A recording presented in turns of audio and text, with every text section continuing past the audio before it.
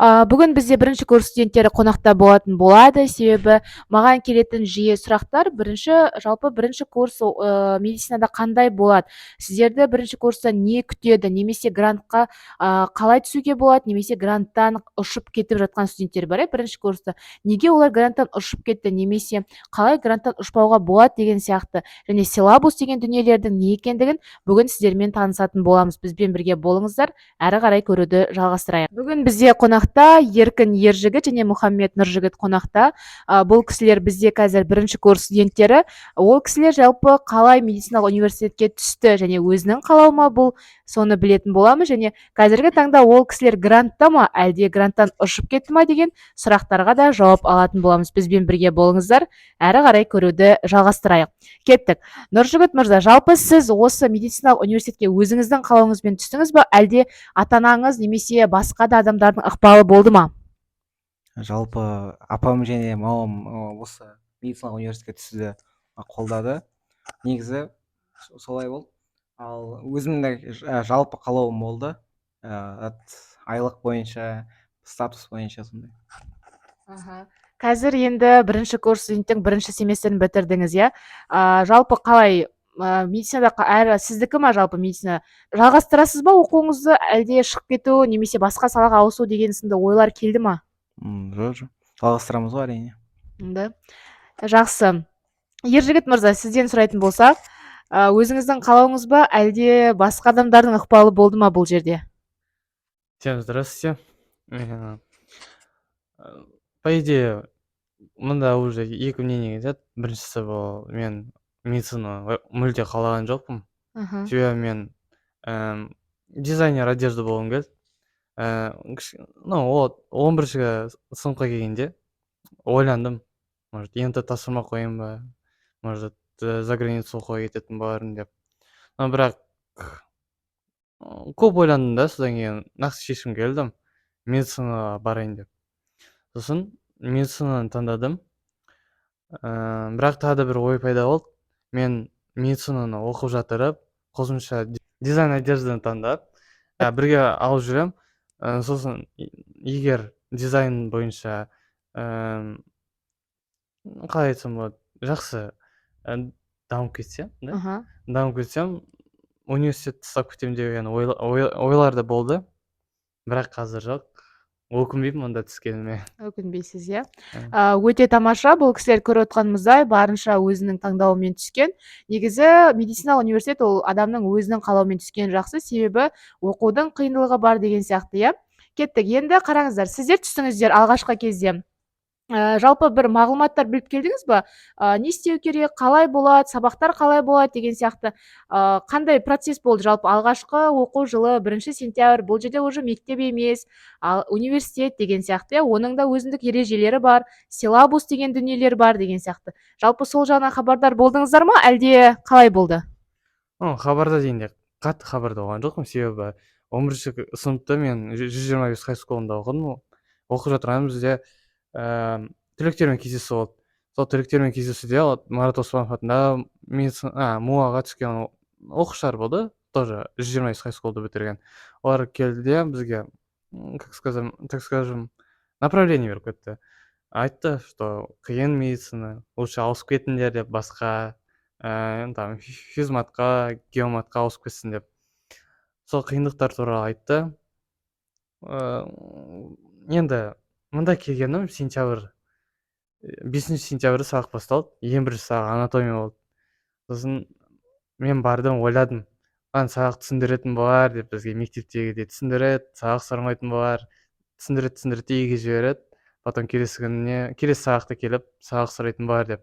Жоқ, алдымызға препарат әкеліп қойып, сабақ айтыңдар дейді ғой. Содан бізде бір-бірімізді бетімізге қарап, айта алмай, солай қадалып шықтық. 5 сентябрь ең бірінші күн солай басталды. Иә, осы кезде айтқым келеді, мен бірінші курсқа түскен кезде онлайн форматта болды бізде де, бірақ бізде тоже дайындалмағанбыз, онлайн болған соң мүлдем оқыған жоқпыз, тіпті силабус дегеннің не екенін білген жоқпыз, бізден барды бірден сабақ сұрап кетті. Байқап тұрғандарыңыздай, онлайн, офлайн форматқа қарамайды бізде медицинада. Силабус деген ол тақырыптардың жинақталған жүйесі болып табылады. Сол жерде сізге барлығы алдын ала беріледі, соған қарай сіз сабақтарыңызды оқып, дайындалып алғашқы күннен ақ сабаққа нық дайын болып баруыңыз керек. Әйтпесе осылай қадалу дегеннің көкесін көресіздер.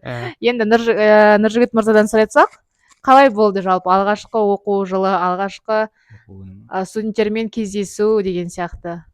Жалпы бірінші қыркүйек күні студенттер жиналысы болған кезде мен бармай едім. Сол сабақ басталған күні өзің группаңда қай жерде өтетінін табу қиын болды. Ең қиыны сол болды деп ойлаймын. Силабус туралы білмеген соң сабақтар сразу сұранып кеткен соң оған да дайын болмадық. Жалпы егер медицинаға түсетін болсаңыз, силабус қандай тақырыптар сұрайтынын группаңызды бәрін алғашында білген жақсы. Әйтпесе біз сияқты қиналасыздар. Енді оны қалай білуге болады? Алғашқы түсетін студенттер оны қалай білсе болады? Сіздер қалай білдіңіздер? Силабус туралы ма? Силабус туралы, жалпы группаны осылай қиналмас үшін қандай кеңес бересіздер олар? Қалай табуына болады жалпы бірінші курс студенттері? Нақты айта алмаймын, бірақ біз өздеріміздің удача арқылы таптық деп айтсақ болады. Жақсы, біздің кезде қалай болды айтып кетейін. Біз алғашқы кезде сол 30 август немесе 31, сол 1 сентябрьге қарай группа ашылатын болды, онлайн формат болғандықтан. Сол кезде барлығымыз сол группада отырып, сол жерге барлық ақпараттар жіберіліп отырды. Ал офлайн форматта болатын болса, ең басы кураторларыңызды тауып алыңыздар, себебі бірінші курс студенттеріне міндетті түрде кураторлар жүктелетін болады. И сол кураторлар барлығына жауап беріп, сіздерді әрі қарай направлениемен жіберіп отыратын болады. Жақсы, кеттік. Енді осы не істедік? Сіздерде рубежка қай кезде басталды, алғашқы рубежка? Алғашқы рубежка октябрьдің соңы мен ноябрьдің басы аралығында болды. Біз олардың қандай форматта өтетінін білмеген соң кішкене қиындық туғызды. Ең қиыны анатомия деп айтсақ та болады. Басқалар тест түрінде болды. Сол октябрь арада басталды. Мысалға ең бірінші анатомия ғой, рубежка дейтін. Сол білмейсің не бар. Айтып кетті, конечно. Там препарат іздейсіңдер, барасыңдар, айтасыңдар. Сол қорқытып келген басында. Какой-то момент, когда уже рубежкаға бардық, рубежканың басталуына 5 минут қалғанда ма, 10 минут қалғанда ма, мы такие, ладно, бір кіріп шығамын все равно. Назад пути нет деген сияқты. Кірдік, и потом мен бүткіл стресс түсіп кетті, когда уже понимаешь, что сенің алдында группа кіріп саған көмектесіп кетеді, типа, мынандай, мынау болады дегендей сияқты. И содан кішкене успокоиться еттік. Жалпы алғашқы рубежкілеріңіз қалай болды? Қандай бағалармен тапсырып шықтыңыздар? Анатомияны айтайық, себебі бірінші курста ең басты қиын осы анатомия болса керек, ал одан басқалары жалпы тарих немесе басқа да ол оңай сабақтар. Ал ең бастысы ол бізде анатомия бірінші курста көп студентті қинап, көз жасына қалып жатқаны жайы бар, Анатомиядан мен ұмытып қалдым мен. Ең бірінші 60 алдым, 60 қалдым. Негізі 60 деген бағаның өзі жақсы, себебі бізде алғашқы кезде 25-пен қадалып жататын студенттердің саны да жетерлік.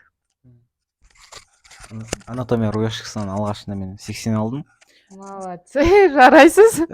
Жақсы мұғалімге түскен соң сұрақтар да оңай болды. Осы себепті 80 алдым. Басқа одногруппниктерім көбісі құлап қалды, 50 сондай алып, кейбіреулері де 100 алды.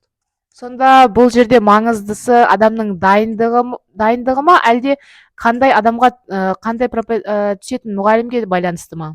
Негізі екеуі де маңызды. Қаншалық дайын болсаңыздар, қаншалық нәрсе білсеңіз де сіз білмейтін нәрсе келіп қалуы мүмкін. Ал жақсы мұғалімге түссеңіз көмектесуі мүмкін. Өте жақсы. Енді осы кезде сұрағым келетіні, жалпы осы рубежкаге қалай дайындалу керек?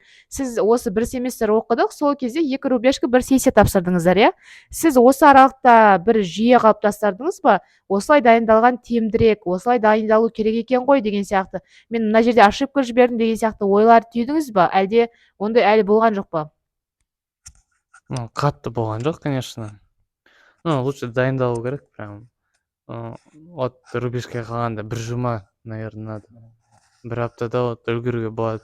Анатомия енді қаншама бұлшық, қаншама сүйек, каждыйның аты, барлығы. Да, 1 жұмадай керек, прям оқып, дұрыстап жаттап. Самое главное ол конспект деп ойлаймын. Мен ошибкам конспект жазбау.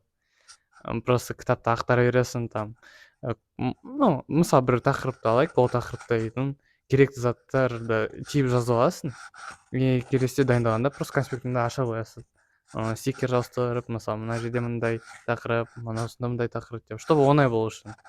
Сол да менің ошибкам.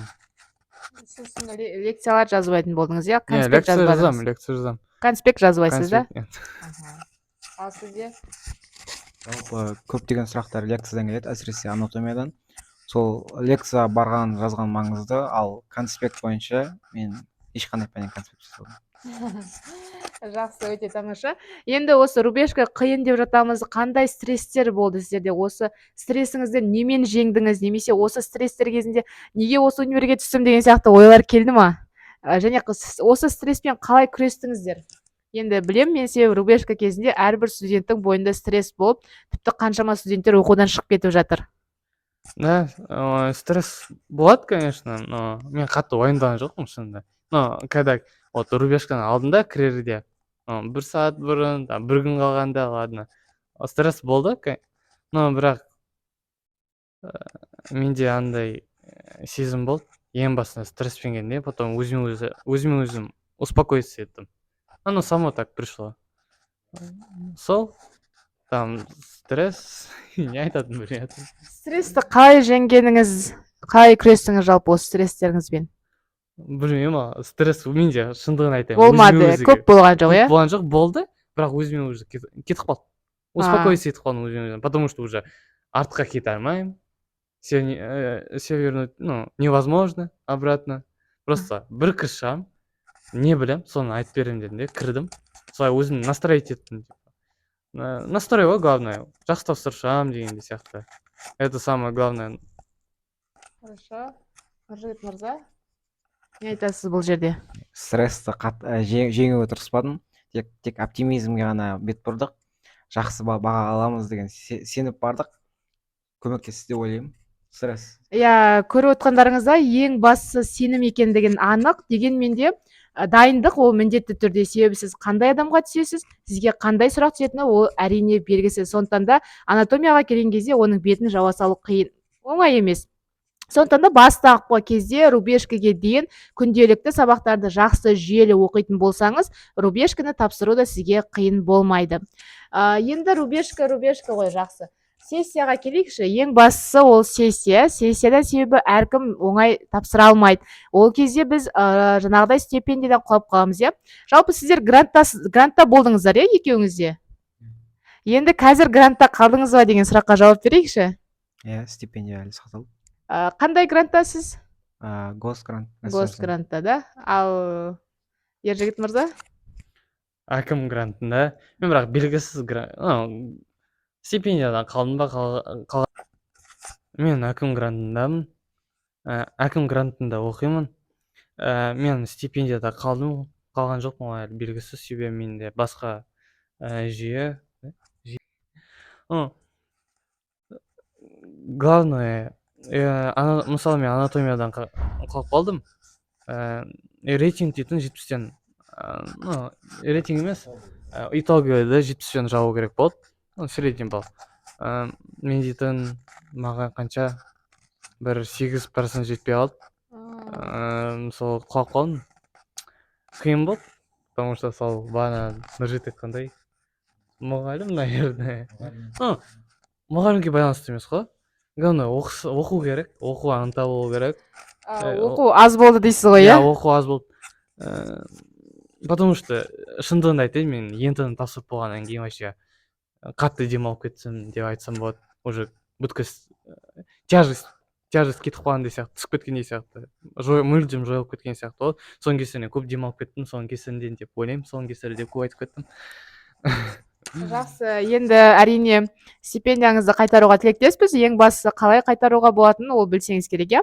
Қараңыздар, бізде медициналық университетте түскен кезде ол алғашқы сіздің бірінші рубежкаңыз и екінші рубежкаңыз есептеліп, сессия барлық үшеуі бірге қосылып итоговый баға шығады. ол баға сізде 70-тен жоғары болатын болса, сіз стипендияда қаласыз. Ал егер сол 70-ке жетпей қалатын болсаңыз, онда сіз стипендиядан құлайсыз. Бірақ сіздің грантыңыз сақталатын болады. Ал ол стипендияны қайтару келесі сессияда барлығын жақсы тапсырып 70-тен жоғары жауатын болсаңыз, сіз стипендияңызды ұстап қала аласыз. Стипендиядан құлау немесе баға үшін оқу деп жатамыз, иә? Осы жерде студенттерден сұрайық, иә, сразу. Сіздер қаншалықты баға үшін оқисыздар? Трудный вопрос бар емес пе? Барлығы стипендия үшін оқитын бар, сол 70-тен асыру керек деген ой ғой. Мен ойымша, мысалы, қалай айтсам болады? Может, ты расскажешь? Жалпы негізі көбісі стипендия үшін оқитын сияқты, ал кейбір адамдар қызыл диплом үшін де оқиды. Ал мен өзім маған ұнайтын пәндерді жоғары жауып отырсам, ал қызықтырмайтын пәндерді 70-тен асырсам жетеді деп ойлаймын өзіме. Стипендияға. Негізі қараңыздар, жалпы алғашқы курстарға түскен кезде енді біреуі стипендия алады, біреуі алмайды, біреуі грантта, біреуі грантта емес деген сияқты. Бұл медицина адам өмірі, иә. Адам өмірі болғандықтан сіз бұған устроймен, дайындықпен міндетті түрде келуіңіз керек. Жаңа айтып отқандай, ұбт тапсырғаннан кейін менде расслабоний болып кетті дейді. Ондай ол дұрыс емес. Көріп отқандарыңыздай, оның нәтижесі неге апарып соқтырғанын да байқап отқан боларсыздар. Сондықтан да медициналық университетке келген кезде міндетті түрде дайындықпен мен оқимын, бұл сала менікі деген сияқты сондай бір өзіңіздің қалауыңызбен түскеніңіз әлде қайда жақсы. Себебі бұл жақта барлығы оңай емес. Жалпы енді біз оқу процесінің қиындығын айтып жатыр. Енді осыдан кейін студенттер түсуге қорқып қалса керек. Жалпы қызық сәттеріне келейікші. Қандай қызық сәттер болды осы универдің жарты семестрінде? Көп қой қызық сәттер. Не зря говорят, что студенческая жизнь — это прекрасная жизнь деп. Маған да ата-аналарым да айтқан сөйтіп, мен сол ойға прям толықтай келісемін, потому что общежитие тұрыңдар. Общежитие самый қызығы. Көп достарыңыз болады, уақыт жақсы өтеді. Көбі, мысалы менің группастарыма келетін болсақ, олар дейтін общежитие тұрғысы келмейді, себебі оқымай кетемін сабақ, мешать етеді көршілер деп. На самом деле олай емес. Мысалы көріп жатамын, Айнаш апамыз біздің барлығында үлгереді. Уақытты тиімді пайдалану керек. Қызықты сәттерде сол больше всего общежитие бар. Ең керемет сәт. Универде былай көп қызық жоқ деген емес, енді кездестірген жоқпын деп. Ондай қатты есте қалатын қызықты сәттер болған жоқ. Жалпы осы оймен келсем, общежитие ең керемет жерлердің бірі деп ойлаймын. Өзің бірге оқитын, общий нәрселерің бар адамдар кездестіресің. Олар әрине әртүрлі қалалардан, әртүрлі отбасылардан. Иә, өте тамаша, шыны керек. Менде қазір 3-ші курс болсам да, әлі дейін общежитие тұруға отказ бермеймін. Тіпті 7-ші курс болсам да, 6-ші курс болсам да тұрар едім. Себебі бұл жақта келген әрбір студент, ол ерекше мінезді, ерекше қылығы бар. Әркімнің әртүрлі өзіне жараса үйренерлік, берерлік, ақылды, сондай бір жақсы дүниелері болады. Сондықтан да әр кезде де общакта тұрған ол өте тамаша сезім, себебі сіз бұл жерде әртүрлі жағдайды көресіз. Рахмет бүгін осылай маған қонаққа келіп отқандарыңызға, және барынша сіздерге пайдалы болды деп ойлаймын. Дегенмен де мен өзімнің түйінді ойыммен аяқтағым келеді. Егер оқысаңыз, барлығы да оңай. Сондықтан да ең бастысы бұл жерде табандылық, ізденімпаздылық және оқу өте маңызды. Оқысаңыз, ол бәрі де оңай, өте қызық. Ең басты ол медицинада ұзақ болғанмен де қызығы мен шыжығы мол студенттік өмір деп ойлаймын.